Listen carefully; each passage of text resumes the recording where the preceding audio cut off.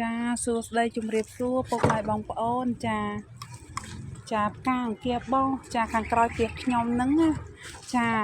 បងប្អូនអើយផ្កាស្រស់ស្អាតណាស់ចាលឿងហុងស៊ុយចាពិតជាស្រស់ស្អាតមែនទែនចាមួយដើមនេះគឺផ្កាប្រងព្រាតតែម្ដងចាគួរឲ្យស្រឡាញ់ចាពិតជាមានអារម្មណ៍ស្រស់ស្រាយមែនទែនជាមួយនឹងផ្កាស្រស់ចា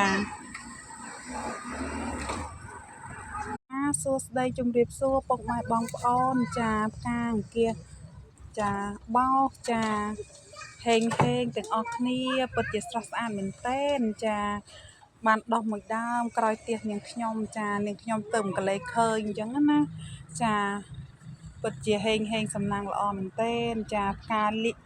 រីកព្រុះព្រាយចាស្រស់ស្អាតមែនទែនពុកម៉ែបងប្អូនចា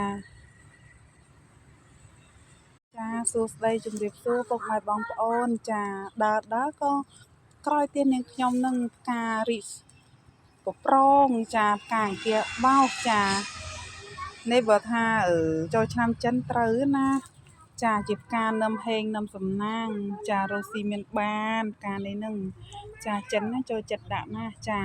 ផ្កាអង្គាបោកពើលឿងចាស្រស់ស្អាតមែនទែនចាសួស្តីជំរាបសួរពុកម៉ែបងប្អូនចាផ្កាអង្គាបបោះ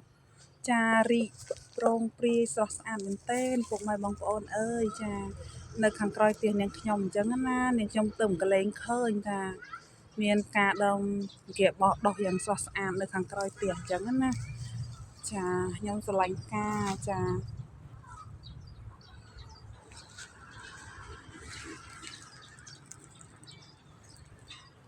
មេឃថេងយ៉ាងសួស្តីជំរាបសួរពុកម៉ែបងប្អូនចា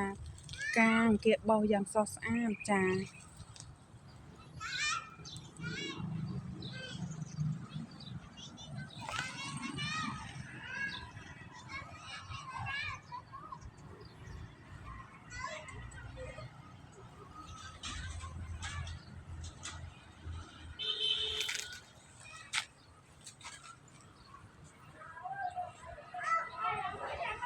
សួស្តីជំរាបសួរពុកម៉ែបងប្អូនការអង្គាបោះស្រស់ស្អាតមែនទែនចានៅខាងក្រោយផ្ទះនាងខ្ញុំចាគួរឲ្យស្រឡាញ់មែនទែនចានោះផ្ទះនាងខ្ញុំចានេះផ្កាអង្គាបបោះចា